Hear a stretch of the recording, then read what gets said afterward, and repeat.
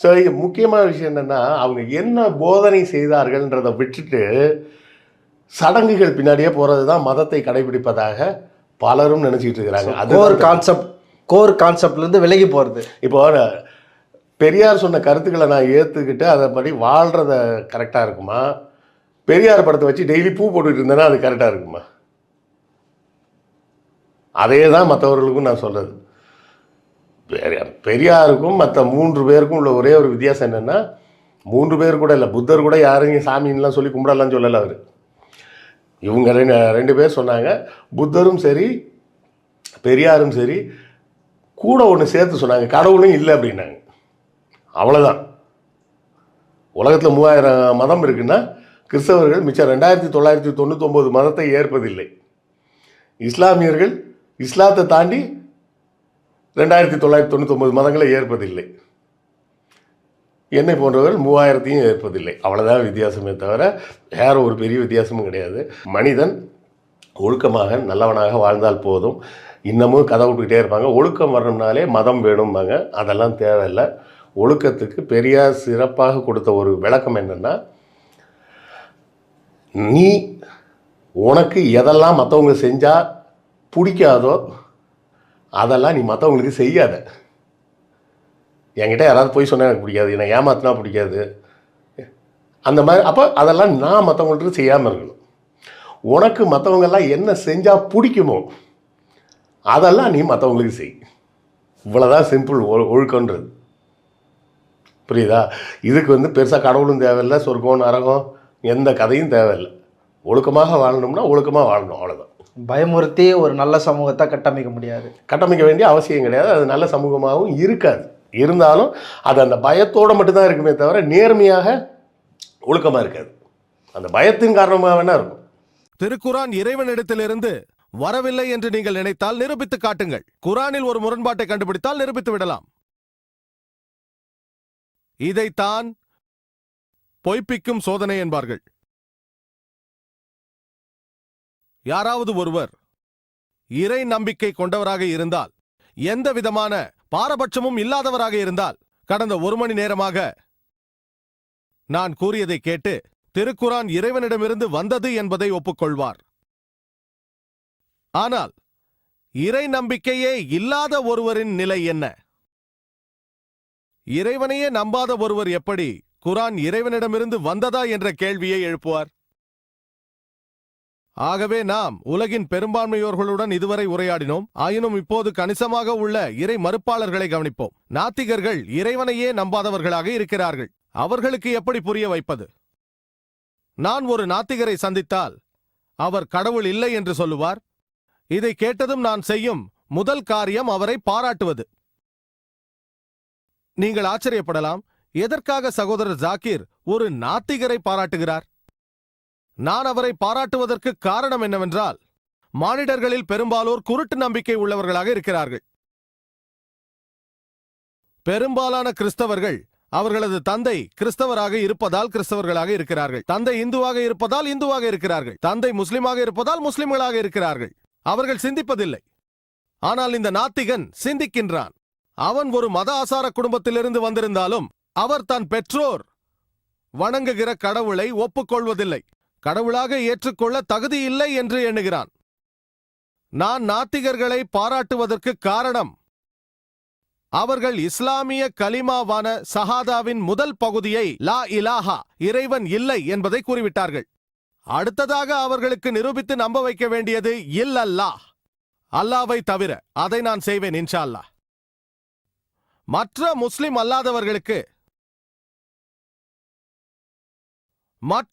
அல்லாதவர்களுக்கு முதலில் அவர்கள் வணங்கும் தெய்வங்கள் பொய்யானவை என்பதை நிரூபிக்க வேண்டும். அந்த ஒரு பகுதியை நிரூபிப்பதற்கே என்னுடைய பாதி நேரம் செலவாகிவிடும். ஆனால் இங்கு என்னுடைய பாதி வேலை முடிந்துவிட்டது. லா இலாஹா நான் நிரூபிக்க வேண்டியது இல்லல்லாஹ், அதன் பிறகு முஹம்மது ரசூலுல்லாஹ் இறைவன் அல்லாதான் என்பதையும் நபி அவர்கள் அவனது இறை தூதர் என்பதையும் நிரூபிக்க வேண்டும். இப்போது இந்த நாத்திகர்கள் இறைவனை மறுப்பதற்கு அவர்களின் இறைவனை பற்றிய தவறான கோட்பாடே காரணமாகும். யாராவது என்னிடம் நான் கடவுளை நம்பவில்லை என்று சொன்னால் கடவுளுக்குரிய வரையறை என்னவென்று நான் அவரை பார்த்து கேட்பேன். ஒருவர் எதை வேண்டுமானாலும் ஏற்க மறுக்கலாம், ஆனால் அந்த பொருளின் தன்மை தெரிந்திருக்க வேண்டும். எடுத்துக்காட்டாக, இது ஒரு பேனா என்று நான் சொன்னால், நீங்கள் இதை பேனா இல்லை என்று மறுப்பதற்கு உங்களுக்கு பேனாவின் வரைவிலக்கணம் தெரிந்திருக்க வேண்டும். உங்களுக்கு பேனாவை பற்றி தெரியவில்லை என்றால் இதை பேனா இல்லை என்று சொல்ல முடியாது. தெளிவாகிவிட்டதா? நான் சொல்வதை ஏற்கிறீர்களா இல்லையா? இது பேனா என்று நான் சொன்னால், இது பேனா இல்லை என்று நீங்கள் மறுக்க உங்களுக்கு பேனாவின் வரைவிலக்கணம் தெரிந்திருக்க வேண்டும். இல்லை என்றால் இது பேனா இல்லை என்று உங்களால் மறுக்க முடியாது. சாமர்த்தியமான மனிதர் ஒருவர் என்னிடம், இல்லை சகோதரர் ஜாக்கீர், இது ஒரு புத்தகம் என்று எனக்கு தெரியும், ஆகவே பேனாவின் வரைவிலக்கணம் எனக்கு தெரியவில்லை என்றாலும் இது பேனா இல்லை என்று என்னால் மறுக்க முடியும். இது ஒரு புத்தகம் என்று எனக்கு தெரியும், பேனாவின் வரைவிலக்கணத்தை தெரிந்து கொள்ள வேண்டிய அவசியம் இல்லையே என்பார். நான் சரி, இது புத்தகம் தானா என்பேன். ஆம் என்பார். நான் அவரிடம் இது ஒரு கிதாப் என்பேன். அவர் இல்லை, இது கிதாப் இல்லை என்பார். அவருக்கு புத்தகம் என்றால் என்னவென்று தெரியும், ஆனால் கிதாப் என்றால் என்னவென்று தெரியாது. கிதாப் என்றால் அரபு மொழியிலும் உருதுவிலும் புத்தகம் என்று அர்த்தம். இதை நான் பேனா என்று சொல்லும் பொழுது பேனாவின் வரைவிலக்கணத்தை தெரிந்திருக்க வேண்டியது முக்கியம், இதை பற்றி அல்ல.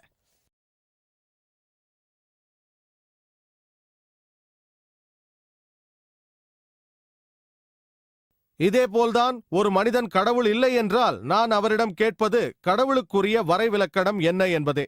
அவர்கள் கொடுக்கும் வரைவிலக்கணம் அவர்கள் பார்த்த சில உண்மைகள். கடவுள் பொய் உரைக்கலாம், கடவுள் தோற்கடிக்கப்படலாம், கடவுள் கொல்லப்படலாம், கடவுள் பொய் சொல்லுவார், கடவுள் தோற்கடிக்கப்படுவார், கடவுள் கொல்லப்படுவார், கடவுளுக்கு மரணம் உண்டு, கடவுளுக்கு உணவு தேவை என்றெல்லாம் கற்பனை கதைகளை கேட்கும்போது அந்த கடவுளை ஏற்க மறுக்கிறார்கள். அவர்கள் மறுப்பது பொய்யான கடவுள்களை, லா இலாஹா. இதேபோல்தான் ஒருவர் இஸ்லாம் ஒரு தீவிரவாத மதம் என்று நம்பினால், இஸ்லாம் ஒரு கருணையற்ற மதம், இஸ்லாம் அறிவியலுக்கு பொருத்தமற்ற மதம், இஸ்லாம் பெண்களுக்கு எந்த உரிமைகளையும் தருவதில்லை என்றெல்லாம் நம்பி இஸ்லாத்தை ஏற்க மறுத்தால் நானும் இது போன்ற இஸ்லாத்தை ஏற்க மறுக்கிறேன் என்று சொல்வேன். ஏனென்றால் எனக்கு இஸ்லாம் ஒரு கருணையுள்ள மதம் என்று நன்றாக தெரியும். இஸ்லாம் விஞ்ஞானபூர்வமானது, மனித உரிமைக்கு மதிப்பு கொடுக்கிறது, பெண்கள் உரிமைக்கு மதிப்பு தருகிறது. நான் அவரிடத்தில் சொல்வேன், நீங்கள் சொல்லும் இஸ்லாம் ஏற்கப்படக்கூடாது, அது மறுக்கப்பட வேண்டியதுதான். உண்மையான இஸ்லாம் என்னவென்று நான் அவருக்கு எடுத்துச் சொல்வேன். அதேபோல் பொய்யான கடவுள்களை இவர்கள் ஏற்க மறுக்கும் பொழுது உண்மையான கடவுள்களை பற்றி இவர்களுக்கு சொல்ல வேண்டும். எல்லாம் வல்ல இறைவனை பற்றிய சிறந்த வரைவிலக்கணம் அல்லாஹ் சுப்ஹான வ தஆலாவின் வரைவிலக்கணம் திருக்குரானில் சூரா இஹ்லாஸ் அத்தியாயம் 112 வசனங்கள் 1-4 வரை சொல்லப்பட்டிருக்கிறது. குல் ஹுவல்லாஹு அஹத், சொல்லுங்கள் அவன் அல்லாஹ், அவன் ஒருவனே. அல்லாஹு சமத், அல்லாஹ் பூரணமானவன், நித்திய ஜீவன். லம் யலித் வலம் யுலத், அவன் பெறவும் இல்லை பெறப்படவும் இல்லை. வலம் யகுல் லஹு குஃபுவன் அஹத், அவனுக்கு நிகர் எவரும் இல்லை. தூய இறைவன் அல்லாஹ்வை பற்றிய 4 வரி வரைவிலக்கணம் இது. யாராவது ஒருவர் இவர்தான் கடவுள் என்று சொன்னால் அந்த நபர் இந்த 4 வரி விளக்கத்திற்குள் அடங்கினால் முஸ்லிம்களான எங்களுக்கு அவரை கடவுள் என்று ஏற்றுக்கொள்வதில் எந்த ஆட்சேபனையும் இல்லை. முதலாவது குல் அல்லாஹு அஹத், சொல்லுங்கள் அவன் அல்லாஹ், அவன் ஒருவனே. இரண்டாவது அல்லாஹு சமத், அல்லாஹ் பூரணமானவன், நித்திய ஜீவன். லம் யலித் வலம் யுலத், அவன் பெறவும் இல்லை பெறப்படவும் இல்லை. வலம் யகுல் லஹு குஃபுவன் அஹத், அவனுக்கு நிகர் எவரும் இல்லை. இன்று அநேக மக்கள் ரஜினீஷை கடவுள் என்று நம்புகிறார்கள். சூரா இஹ்லாஸை வைத்து நாம் ரஜினீஷை பரிசோதித்து பார்ப்போம். ஒருமுறை கேள்வி பதில் நேரத்தில் ஒருவரிடம், சகோதரர் ஜாக்கீர், இந்துக்களான நாங்கள் பகவான் ரஜினீஷை கடவுளாக ஏற்கவில்லை என்றார். நான் ஒருபோதும் இந்துக்கள் பகவான் ரஜினீஷை கடவுள் என்று நம்புகிறார்கள் என்று சொன்னதில்லை. இந்து மத வேதங்களை படித்திருக்கிறேன், அதில் எங்குமே அவர் கடவுள் என்று குறிப்பிடப்படவில்லை. நான் பொதுவாக மனிதர்கள் என்றேன். சிலர் பகவான் ரஜினீஷை கடவுள் என்று நம்புகிறார்கள். இந்த பகவான் ரஜினீஷை சூரா இஹ்லாஸை வைத்து சோதித்து பார்ப்போம். முதலாவது குல் அல்லாஹு அஹத், சொல்லுங்கள் அவன் அல்லாஹ், அவன் ஒருவனே. தெய்வீக தன்மைகள் உள்ளவர் என்று உரிமை கொண்டாடிய நபர்களில் ரஜினீஷ் ஒருவர் மட்டும்தானா? நூற்றுக்கணக்கானோர் உரிமை கொண்டாடுகிறார்கள். இந்த நாட்டில் மட்டும் ஆயிரக்கணக்கானோர் தான் கடவுள் என்று சொல்லிக் கொள்கிறார்கள். அவர் ஒருவர் மட்டுமல்ல. ஆனால் ரஜினீஷ் பக்தர் இல்லை, அவர் ஒருவர் மட்டும்தான் தனித்தன்மை வாய்ந்தவர் என்பார். அடுத்த சோதனைக்கு செல்வோம். அல்லாஹு சமத், அல்லாஹ் பரிபூரணமானவன், நித்திய ஜீவன். ரஜினீஷ் பரிபூரணமானவரா, மரணம் இல்லாதவரா? ரஜினீஷின் சுயசரிதையை படித்தால் அவர் ஆஸ்துமா நோயால் அவதிப்பட்டுக் கொண்டிருந்தார். நிரந்தர முதுகுவலியாலும் நீரிழிவு நோயாலும் பாதிக்கப்பட்டிருந்தார். கற்பனை செய்து பாருங்கள், எல்லாம் வல்ல இறைவன் ஆஸ்துமாவாலும் நீரிழிவு நோயாலும் முதுகுவலியாலும் பாதிக்கப்பட்டிருக்கிறார். மூன்றாவது சோதனை, லம் யலித் வலம் யுலத். அவன் பெறவும் இல்லை, பெறப்படவும் இல்லை. பகவான் ரஜினிஷை பற்றி நாம் அறிவோம். மத்திய பிரதேசத்தில் பிறந்தார். அதன் பிறகு 1981 அமெரிக்காவிற்கு சென்றார். அங்கு அநேக அமெரிக்கர்களை கவர்ந்தார். ஆரிகான் என்ற மாநிலத்தில் ரஜினீஷ்புரம் என்ற கிராமத்தை உருவாக்கினார். பிறகு அமெரிக்க அரசு அவரை கைது செய்து சிறையில் அடைத்தது. சிறையில் தனக்கு படிப்படியாக சாவை உண்டாக்கும் நஞ்சை புகட்டினார்கள் என்று குற்றம் சாட்டுகிறார். கற்பனை செய்து பாருங்கள், எல்லாம் வல்ல இறைவனுக்கு மெல்லச் சாகும்படி நஞ்சூட்டப்பட்டுள்ளது. பிறகு அமெரிக்க அரசு அவரை நாடு கடத்துகிறது. அவர் மீண்டும் இந்தியாவிற்கு திரும்பி வந்தார். இங்கு வந்து அவர் பூனா நகருக்கு சென்றார். அங்கு ஒரு மையத்தை உருவாக்கினார். அது இப்பொழுது ஓஷோ கம்யூன் என்று அழைக்கப்படுகிறது. அந்த மையத்தில் உள்ள அவரது சமாதிக்கு சென்றால் அவரது சமாதியில் ஒரு குறிப்பு உள்ளது. பகவான் ரஜினீஷ் ஓஷோ ஒருபோதும் பிறக்கவும் இல்லை, இறக்கவும் இல்லை. ஆனால் 1931 டிசம்பர் 11 முதல் 19 ஜனவரி 1990 வரை இவ்வுலகிற்கு வருகை தந்தார். பிறக்கவும் இல்லை, இறக்கவும் இல்லை. ஆனால் வருகை தந்தார். 1931 டிசம்பர் மாதம் 11 முதல் 19 ஜனவரி 1990 வரை. ஆனால் அவரது சமாதியில் அவருக்கு 21 நாடுகளுக்கு செல்ல விசா மறுக்கப்பட்டது என்று குறிப்பிட மறந்துவிட்டார்கள். எல்லாம் வல்ல இறைவன் இவ்வுலகிற்கு வந்திருக்கிறார். அவருக்கு விசா தேவைப்படுகிறது. கிரேக்க நாட்டின் ஆர்ச் பிஷப் சொல்லியிருக்கிறார், ரஜினீஷை நாடு கடத்தவில்லை என்றால் அவரது வீட்டையும் எரிப்போம், அவரது சீடர்கள் வீட்டையும் எரிப்போம் என்று. கடைசி பரிசோதனை, வலம் யகுல்ல உகுஃபுன் அஹத். அவனைப் போல் யாரும் எதுவும் இல்லை. இது கண்டிப்பான நிபந்தனை. எல்லாம் வல்ல இறைவனை தவிர வேறு யாராலும் தேர்ச்சி பெற முடியாது. இந்த உலகத்தில் யாரையாவது கடவுளுக்கு இணையாக ஒப்பிட முடிந்தால் அவன் கடவுளாக இருக்க முடியாது. வலம் யகுல்ல உகுஃபுன் அஹத். அவனுக்கு நிகர் எவரும் இல்லை. ஒருவேளை யாராவது எல்லாம் வல்ல இறைவன் அர்னால்ட் ஸ்குவாசனேகரை விட 1000 மடங்கு பலம் வாய்ந்தவர் என்று சொன்னால், அர்னால்ட் ஸ்குவாசனேகரை பற்றி கேள்விப்பட்டிருப்பீர்கள். மிஸ்டர் வேர்ல்ட் பட்டத்தை வென்றவர், உலகத்திலே சக்தி வாய்ந்தவர், மிஸ்டர் யூனிவர்ஸ், இந்த பிரபஞ்சத்திலே சக்தி வாய்ந்தவர்.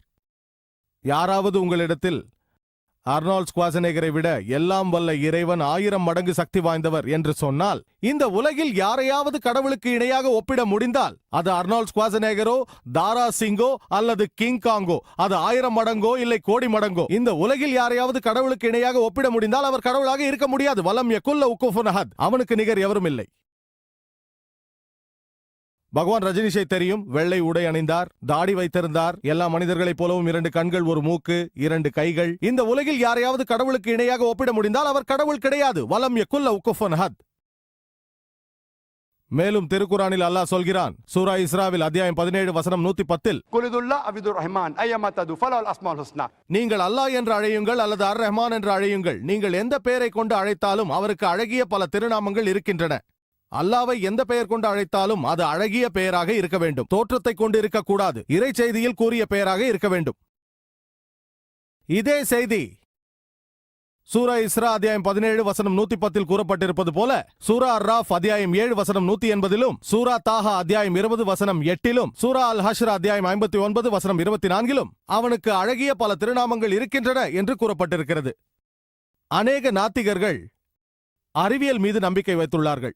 இது போன்ற வாதங்கள் அவர்களுக்கு திருப்தி அளிப்பதில்லை.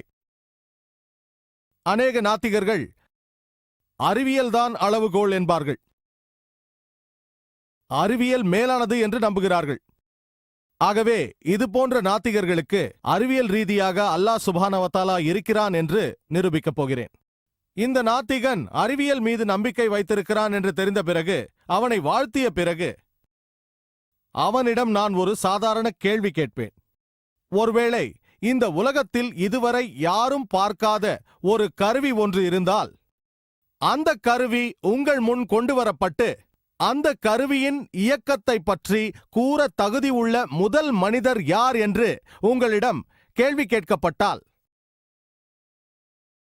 அந்த நாத்திகர் என்ன பதில் சொல்வார்? சிறிது நேரம் யோசித்துவிட்டு, இந்த உலகத்தில் இதுவரை யாருமே பார்க்காத ஒரு கருவியின் இயக்கத்தை பற்றி கூற தகுதி உள்ளவர் யார் என்று சொன்னால், அந்த கருவியை படைத்தவர்தான் என்று அவர் பதில் சொல்வார். அல்லது அந்த கருவியை உருவாக்கியவர் என்று சொல்வார், கண்டுபிடித்தவர் என்று சொல்வார், தயாரித்தவர் என்று சொல்வார், உற்பத்தி செய்தவர் என்று சொல்வார். அவருடைய பதில் இதில் ஏதாவது ஒன்றாகத்தான் இருக்கும். படைத்தவரோ, உற்பத்தியாளரோ, தயாரிப்பாளரோ, உருவாக்கியவரோ, கண்டுபிடிப்பாளரோ, இதில் ஏதாவது ஒன்றாகத்தான் இருக்கும்.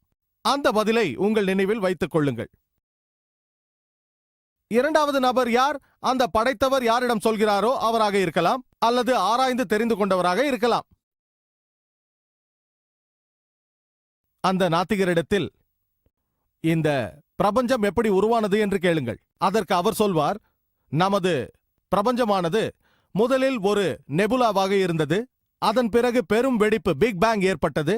அது பால் வீதியாக, நட்சத்திரங்களாக, சூரியனாக, சந்திரனாக, இந்த பூமியாக உருமாறியது. இதை அவர் பிக் பேங் என்று சொல்வார். இந்த பிக் பேங்கை பற்றி உங்களுக்கு எப்பொழுது தெரிய வந்தது என்று அவரிடம் நீங்கள் கேட்டால், ஒரு 50 அல்லது 40 ஆண்டுகளுக்கு முன்பாக என்று பதில் சொல்வார். நீங்கள் சொல்லுங்கள், நீங்கள் கூறும் இந்த பிக் பேங்கை பற்றி 1400 ஆண்டுகளுக்கு முன்பாகவே திருக்குரானில் சொல்லப்பட்டு விட்டது. சூரா அல் அன்பியாவில் அத்தியாயம் 21 வசனம் 30 அது சொல்கிறது, அவலம் யரல் லஸீன கஃபரு இறை நம்பிக்கையற்றவர்கள் அறிந்து கொள்ளவில்லையா, அன்ன ஸமாவாதி வல் அர்த கானத் ரத்கன் ஃபதக்னஹுமா, விண்ணும் மண்ணும் ஒன்றாக இணைந்திருந்தன, அதை நாம் தனித்தனியாக பிரித்தோம். நீங்கள் கூறும் இந்த பிக் பேங்கை பற்றி 1400 ஆண்டுகளுக்கு முன்பாக திருக்குரானில் சொல்லப்பட்டு விட்டது. திருக்குரானில் இதை யார் சொல்லியிருப்பார்கள்? அதற்கு அவர், இது எதேச்சையாக யாராவது எழுதியிருக்கலாம் என்று சொல்வார். வாதம் செய்யாதீர்கள், பிரச்சனை இல்லை.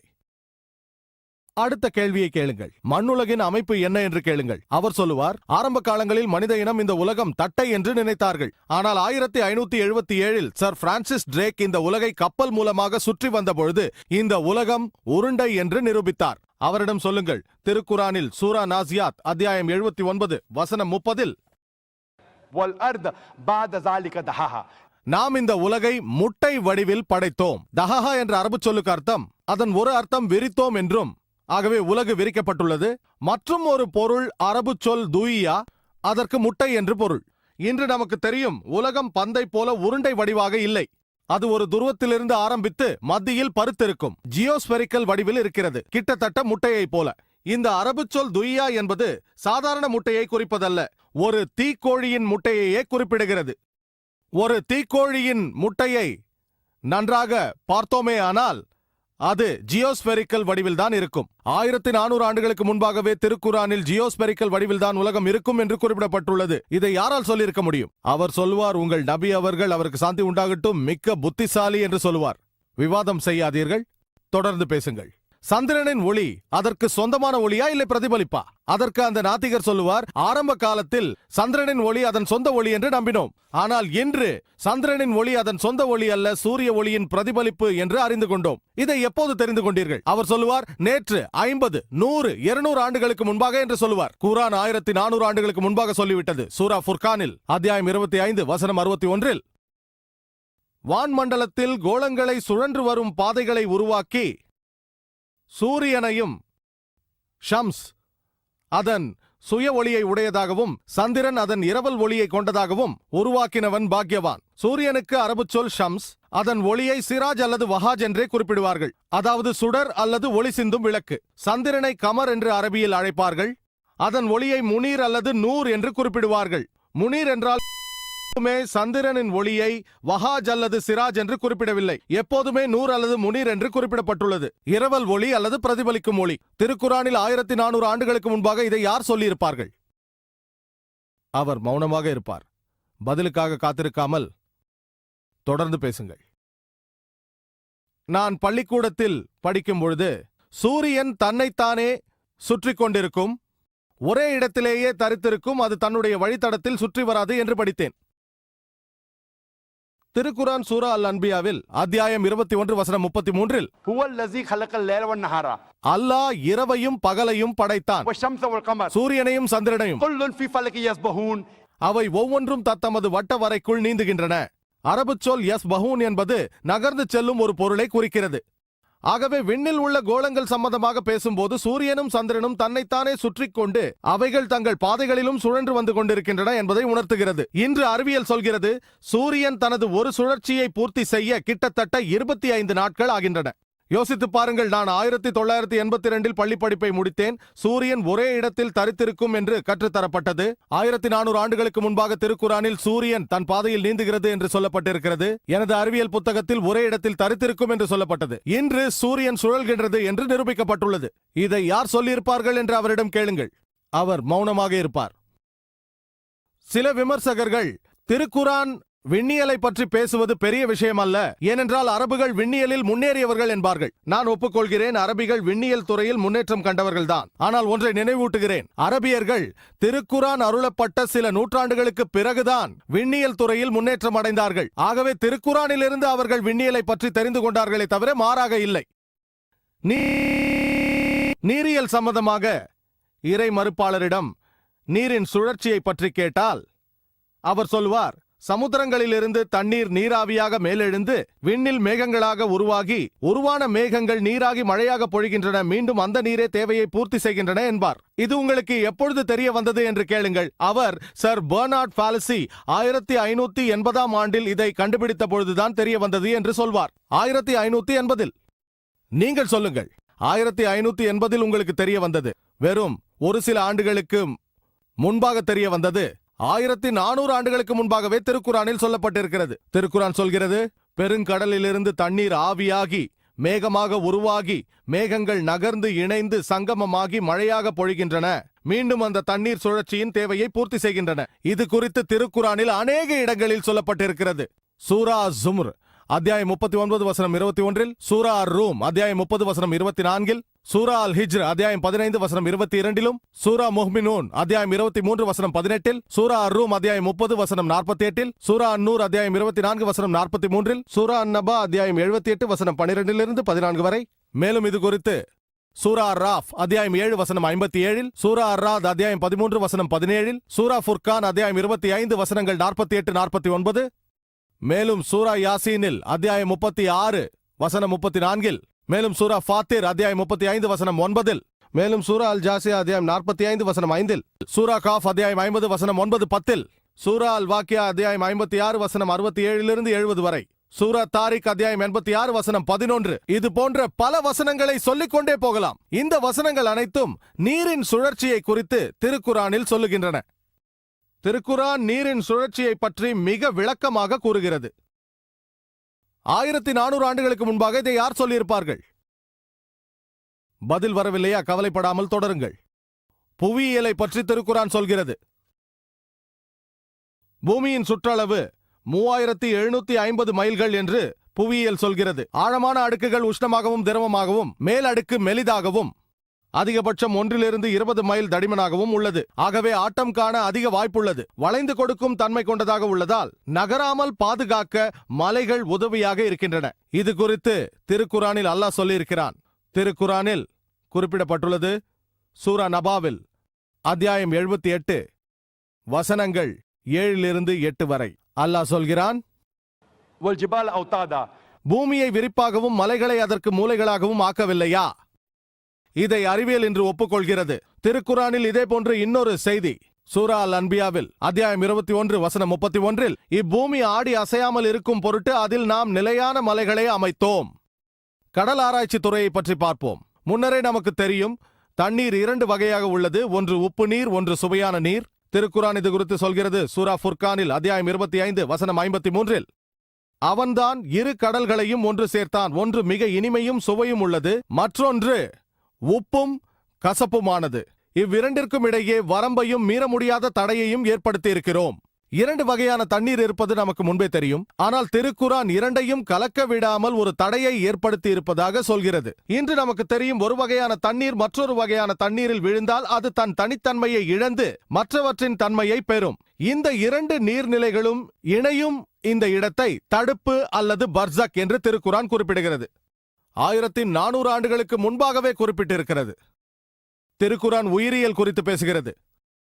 சூரா அல் அன்பியாவில் அத்தியாயம் 21 வசனம் 30, وجعلنا من الماء كل شيء افلا يؤمنون. உயிருள்ள ஒவ்வொன்றையும் நாம் தண்ணீரில் இருந்து படைத்தோம். அவர்கள் நம்பிக்கை கொள்ளவில்லையா? அரேபியாவின் பாலைவனத்தில் படைக்கப்பட்ட அனைத்தும் தண்ணீரால் என்று சொன்னால் யாரால் நம்ப முடியும்? ஆனால் இன்று அறிவியல் நமக்கு அனைத்தும் தண்ணீரால் படைக்கப்பட்டது என்று சொல்கிறது.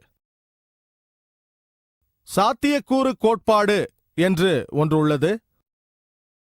நீங்கள் எதையாவது யூகித்தால் அது சரியாக இருக்க வாய்ப்பு நீங்கள் தேர்ந்தெடுப்பதை பொறுத்துள்ளது. எடுத்துக்காட்டாக, நான் ஒரு நாணயத்தை சுண்டினால் பூவா தலையா, நீங்கள் என்ன பதில் சொன்னாலும் நீங்கள் சரியாக இருக்க வாய்ப்பு 1/2 50%. 2 பதில்களில் சரியான பதிலை சொல்ல 50% வாய்ப்புள்ளது. நான் நாணயத்தை இருமுறை சுண்டினால் 2 முறையும் சரியான பதிலை தரும் வாய்ப்பு 1/2 × 1/2 1/4 25%. நான் 3 முறை நாணயத்தை சுண்டினால் 3 முறையும் சரியான பதில் தர வாய்ப்பு 1/2 × 1/2 × 1/2 அது 1/8 12.5% இருக்கும். நான் தாயக்கட்டையை உருட்டினால் அதற்கு 6 பக்கங்கள் இருக்கின்றன. நான் யூகித்து சரியான பதிலை சொல்லும் வாய்ப்பு 1/6. நீங்கள் இதே செய்முறையை சாத்தியக்கூறு கோட்பாட்டை பொருத்தி பாருங்கள். யாராவது ஒருவர் யூகித்தால், உதாரணத்திற்கு, உலகின் வடிவம் என்ன? நீங்கள் 10 வடிவங்களை யோசிக்கலாம். தட்டை, நாள் சதுரம், நீள் சதுரம், முக்கோணம், அரிகோணம், இன்னும் அநேக வடிவங்கள். ஒருவேளை உருண்டை. நீங்கள் தற்செயலாக உருண்டை என்று யூகித்து அது சரியாக இருக்க வாய்ப்பு 1/10. நீங்கள் சந்திரனின் ஒளி அதன் சொந்த ஒளியா அல்லது பிரதிபலிப்பு ஒளியா என்று கேட்டால் அவர் பதிலை யூகித்து சொல்லி அது சரியாக இருக்க வாய்ப்பு 1/2. 2 பதில்களுமே சரியாக இருக்க வாய்ப்பு, அதாவது உலகம் உருண்டை, சந்திரனின் ஒளி அதன் சொந்த ஒளி அல்ல என்ற பதிலுக்கு வாய்ப்பு 1/10 × 1/2 = 1/20. 5% வாய்ப்புள்ளது. எல்லா உயிரினங்களும் எதனால் படைக்கப்பட்டன? 1000 பொருட்களை யோசிக்க முடியும். மண்ணால், இரும்பால், மரத்தால், தகரத்தால், இன்னும் என்னென்னவோ, தண்ணீராகவும் இருக்கலாம். நீங்கள் இப்படி யூகித்து அது சரியாக இருக்க வாய்ப்பு 1000 இந்த 3 பதில்களும் சரியாக இருக்க வாய்ப்பு, அதாவது உலகம் உருண்டை, சந்திரனின் ஒளி பிரதிபலிப்பு ஒளி அனைத்தும் தண்ணீரால் படைக்கப்பட்டது, 1/10 × 1/2 × 1/1000 என்று பெருக்கினால் 1/20,000 என்று பதில் கிடைக்கும். 0.005%. வெறும் 3 அறிவியல் உண்மைகளுக்கே 0.005%. நான் அநேக விஷயங்களை சொல்லிவிட்டேன். என் புத்தகங்களை படித்தால் 100 கணக்கில் உள்ளன. அநேக விஷயங்கள். திருக்குரான் தாவரவியலை பற்றி கூறுகிறது. சூரா ராத் அத்தியாயம் 13 கனிகள் ஜோடி ஜோடியாக ஆணினமாகவும் பெண்ணினமாகவும் படைக்கப்பட்டுள்ளன. மேலும் சூரா தாஹா அத்தியாயம் 20 தாவரங்களிலும் பாலினம் உள்ளது என்று கூறப்பட்டிருக்கிறது. அது நமக்கு சமீபத்தில் தான் தெரிய வந்திருக்கிறது. மிருகங்களும் பறவைகளும் மனிதர்களைப் போல சமூகமாக வாழ்கின்றன என்று குரான் சொல்கிறது. சூரா நாமில் அத்தியாயம் 6 அது சமீபத்தில் தான் தெரிய வந்தது. தேனீக்களை பற்றியும் திருக்குரான் பேசுகிறது. அது தனது வழித்தடத்தை தெரிந்து கொள்ளுமாம். சமீபத்தில் தெரிய வந்த ஒன்று. சூரா நஹ்ல் அத்தியாயம் 16 68 உழைக்கும் தேனி பெண் தேனி என்று குரான் சொல்கிறது. முன்பெல்லாம் ஆண் தேனிதான் என்று எண்ணி இருந்தனர். திருக்குரான் சொல்கிறது சூரா அன்-நஹ்ல் அத்தியாயம் 16 உழைக்கும் ஈக்கள் பெண் தேனீக்களே என்பதாக. சிலந்தி பூச்சிகளின் வாழ்க்கை முறையையும் குரான் கூறுகிறது. சூரா அன்-கபூத் அத்தியாயம் 29 எறும்புகளை பற்றியும் திருக்குரான் பேசுகிறது. சூரா நம்ல் அத்தியாயம் 27 17 இதுவும் சமீப காலத்தில் தெரிய வந்த ஒன்று.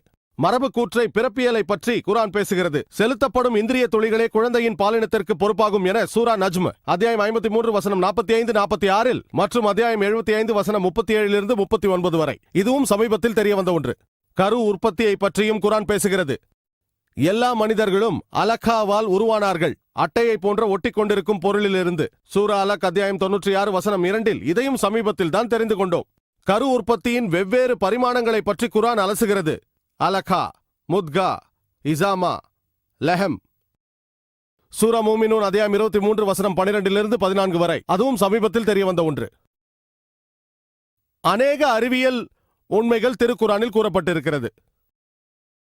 மேலும் 2 மட்டும் இங்கு குறிப்பிட்டு விடுகிறேன். சில மனிதர்கள் கேட்கிறார்கள், மனிதன் இறந்ததும் அவனை புதைகுழியில் அடக்கியதும் அவனது எலும்புகள் மக்கி மண்ணான பின்பு அல்லாஹ் சுப்ஹானஹு வ தஆலா எப்படி அந்த எலும்புகளை எல்லாம் மீண்டும் உருவாக்குவான் என்று கேட்கிறார்கள். அல்லாஹ் கூறுகிறான் திருக்குரானில் அத்தியாயம் 75 3 அவர்கள் அல்லாஹ் சுப்ஹானஹு வ தஆலா எப்படி அந்த எலும்புகளை ஒன்று சேர்ப்பார் என்று கேட்டால் அவர்களுக்கு சொல்லுங்கள், அவன் எலும்புகளை மட்டுமல்ல அவன் விரல் நுனிகளையும் செம்மையாக படைக்கும் ஆற்றல் உடையவன் அல்லாஹ் என்று சொல்லுங்கள். இங்கு ஒருவருடைய எலும்பை மட்டுமல்ல நுனி விரல்களை கூட முன்பு இருந்தது போலவே மாற்றுவேன் என்று அல்லாஹ் சொல்லும் அர்த்தம் என்ன?